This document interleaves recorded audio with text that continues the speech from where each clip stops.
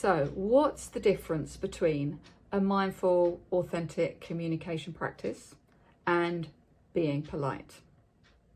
So there's lots of forms of politeness, but most involve being indirect, being evasive, or avoidant. And they relate to different nervous system responses. So for example, some forms of politeness can be quite fawning, in which it's all about the other person and what they want and what they need. And you don't dare to bring your needs or what you want to say into the picture.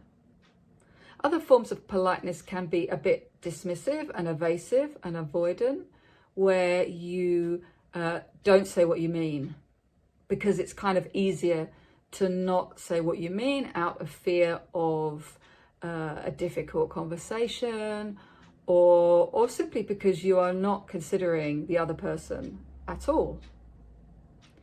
So the difference seems to be between politeness and these more authentic forms of communication is about the extent to which I bring my needs into the situation.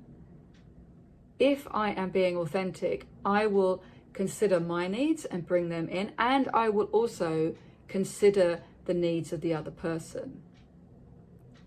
Now, of course, politeness is completely connected to culture, cultural backgrounds. And some cultures have a real politeness vibe.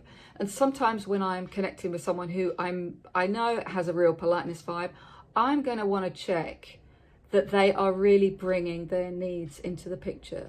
So I might say something like, I really, really want to check that this works for you. If you have second thoughts about what we are agreeing, will you let me know? So sometimes it's going to be even difficult to disagree in the moment. So kind of allowing someone the space to have second thoughts and then come back to me could be a way of really increasing space for the other person to include their needs in a situation.